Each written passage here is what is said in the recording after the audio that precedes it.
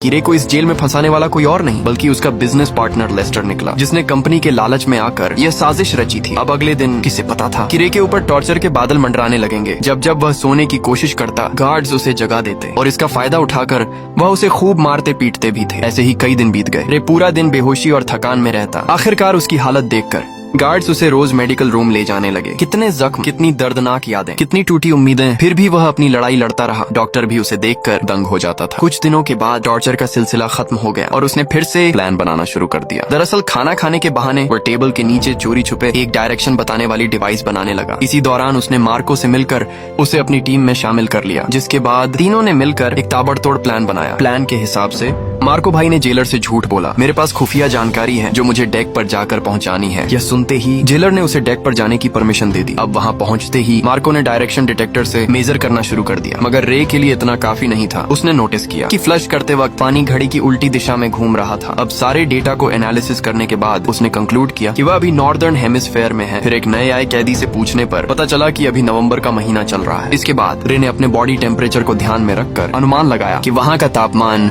जरूर मोरक्को तट के आसपास का होगा। इतनी मशक्कत के बाद आखिरकार अंत में जाकर उन्होंने क्लियर लोकेशन का पता लगा ही लिया। हालांकि लोकेशन पता होने के बावजूद वो वहाँ से निकलते भी तो कैसे, कि तभी टायसन ने कहा, अगर हम किसी तरह से बाहर मौजूद मेरे आदमियों तक मैसेज भेज सकें तो हमें यहाँ से निकलने से किसी का बाप भी नहीं रोक सकता। उसकी बातें सुनकर रे को लगा कि इस जेल का डॉक्टर शायद उसकी मदद कर सकता है। उसके बाद उन्होंने एक प्लान बनाया जिसके अकॉर्डिंग टायसन ने जानबूझकर रे पर हमला कर दिया ताकि वह डॉक्टर के पास जा सके। ऐसे ही कई दिनों तक रे बीमार होने का नाटक करके रोजाना डॉक्टर के पास जाने लगा। डॉक्टर को भी रे का दर्द बर्दाश्त नहीं हुआ और वह उसकी मदद करने के लिए राजी हो गया। अब यहाँ ये खुलासा होता है कि दरअसल डॉक्टर भी यहाँ उम्र कैद की सजा काट रहा था, इसलिए उसने रे को उसके फैमिली से मिलाने का वादा किया। जिसके बाद उसने गुप्त रूप से रे का मैसेज टायसन के आदमियों को भेज दिया। सारी तैयारी हो चुकी थी। तभी रात को जेलर